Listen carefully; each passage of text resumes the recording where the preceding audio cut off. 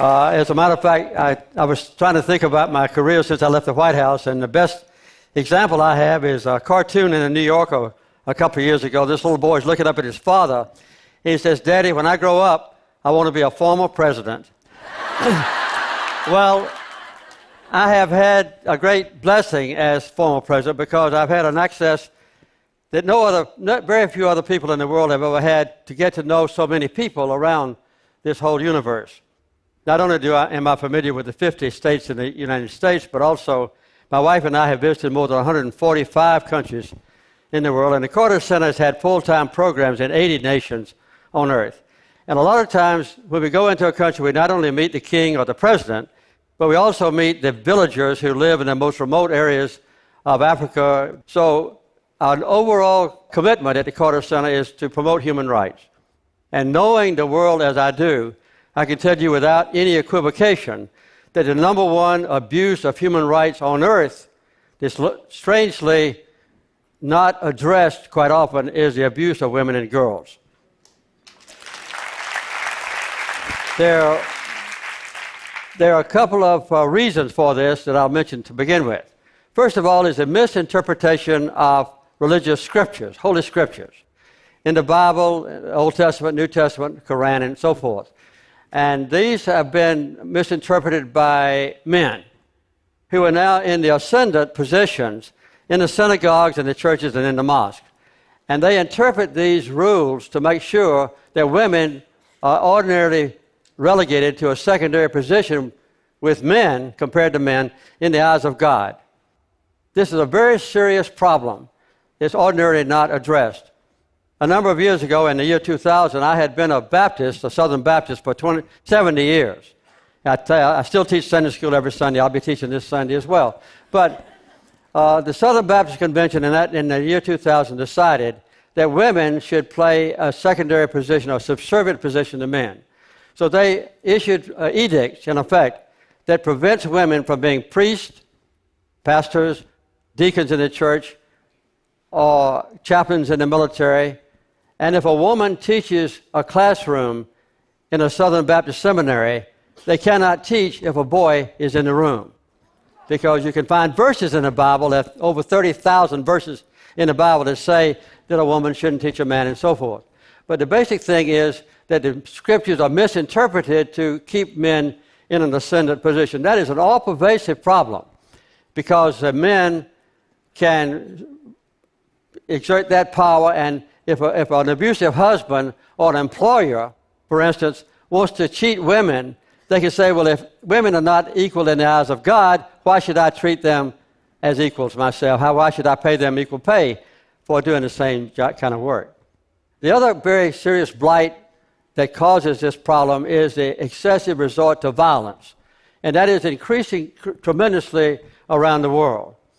In the United States of America, for instance, we have had an enormous increase in the abuse of poor people, mostly black people and minorities, by putting them in prison. When I was in office as governor of Georgia, 1 out of every 1,000 Americans were in prison. Nowadays, 7.3 people per 1,000 are in prison. That's a 7-fold increase. And since I left the White House, there's been an 800% increase in the number of women who are black who are in prison. We also have the only country on earth that still has the death penalty that is a developed country. And we rank right alongside the countries that are most abusive in all elements of human rights in encouraging the death penalty. We're in California now, and I figured up the other day that California has spent $4 billion in convicting 13 people for the death penalty. If you add that up, that's $307 million it costs California to send a person to be executed. Nebraska this week just passed a law abolishing the death penalty because it costs so much. So the resort to violence and abuse of poor people and helpless people is another cause of the increase in abuse of women. Let me just go down a very few of the abuses of women that concern me most, and I'll be fairly brief because I have a limited amount of time, as you know. One is the genital mutilation. Genital mutilation is horrible and not known by American women, But in some countries, many countries, when a child is born as a girl, very soon in her life, her genitals are completely cut away by a so-called cutter who has a razor blade and in a non-sterilized way, and they remove the exterior parts of a woman's genitalia. And then sometimes, in more extreme cases, but not very rare cases, they sew the orifice up so the girl can just urinate or menstruate. And then later when she gets married, the same cutter goes in and opens the orifice up so she can have sex. This is not a rare thing, although it's against the law in most countries. In Egypt, for instance, more than 91% of all the females that live in Egypt today have been sexually mutilated in that way. In some countries, it's more than 98% of the women are cut that way before they reach maturity. This is a horrible affliction on all women that live in those countries. Another very serious thing is honor killings, where a family with misinterpretation, again, of the Holy Scriptures, there's nothing in the Quran that mandates this, will execute a girl in their family if she is raped, or if she marries a man that her father does not approve, or sometimes even if she wears inappropriate clothing. And this is done by members of her own family. So the family becomes murderers when the girl brings so-called disgrace to the family. An analysis was done in Egypt not too long ago by the United Nations, and it showed that 75% of these murders of a girl are perpetrated by the father, the uncle, or the son, or the brother. But 25% of the murders are conducted by women.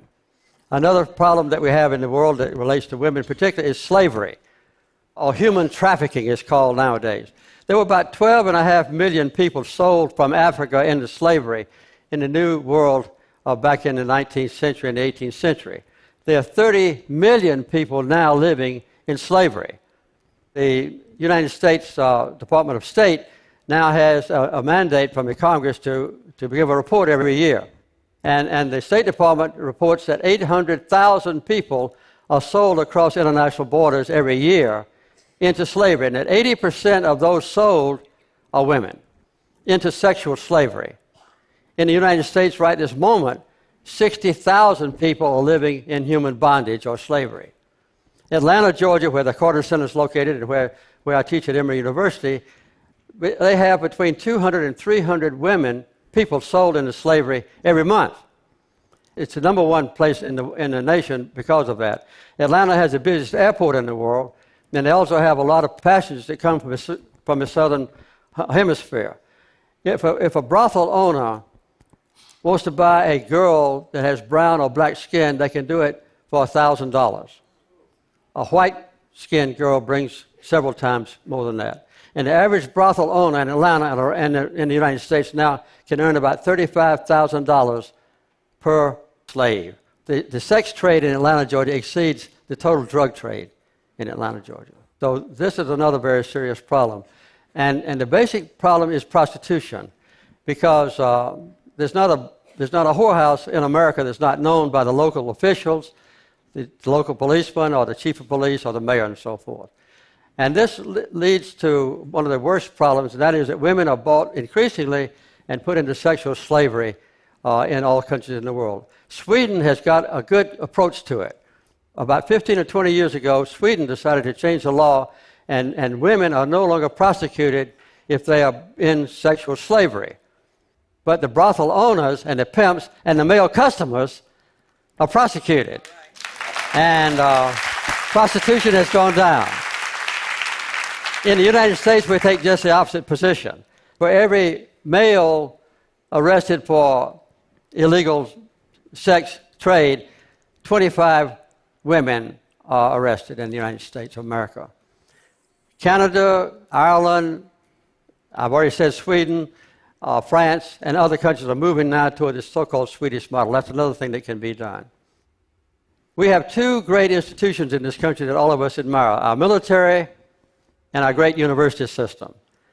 In the military, they're now analyzing how many sexual assaults take place. The last report I got, there were 26,000 sexual assaults that took place in the military. 26,000. only 3,000, much more than 1%, are actually prosecuted.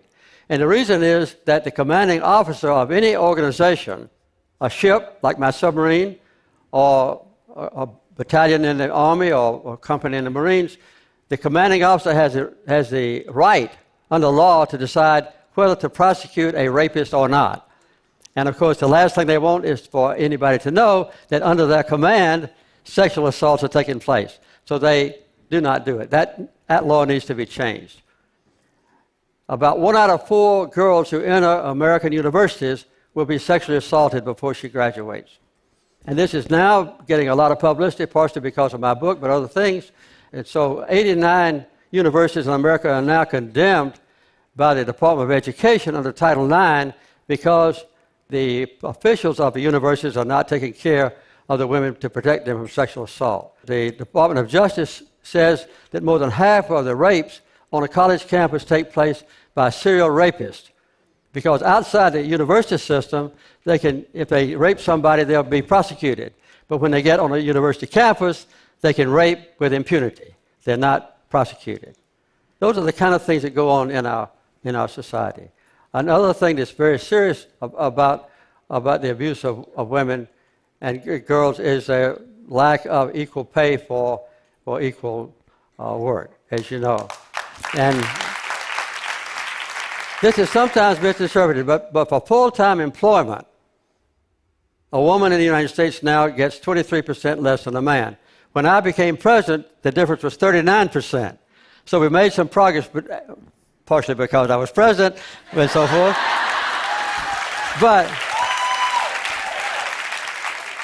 But in the last 15 years, there's been no progress made. So it's been just about 23 or 24% difference for the last 15 years.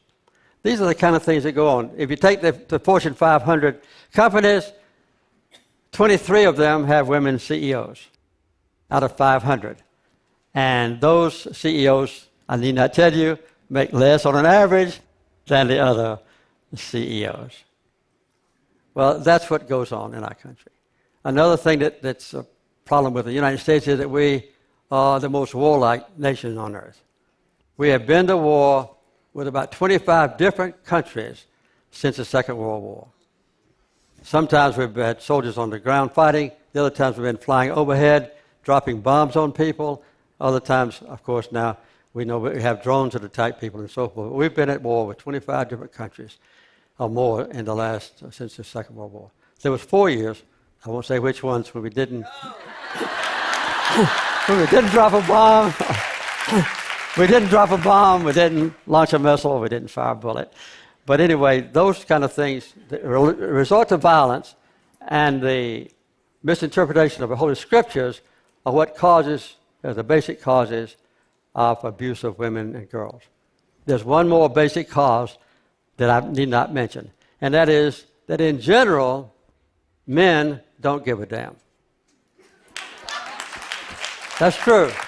The average man that might say, I'm against the abuse of women and girls, quietly accepts the privileged position that we occupy. And this is very similar to what I knew when I was a child, when separate but equal had existed, racial discrimination legally had existed for 100 years, from 1865 at the end of the war between the states, the Civil War, all the way up to 1900s, 1960s, when Lyndon Johnson got the bills passed for equal rights. But during that time, there were many white people that didn't think that racial discrimination was okay.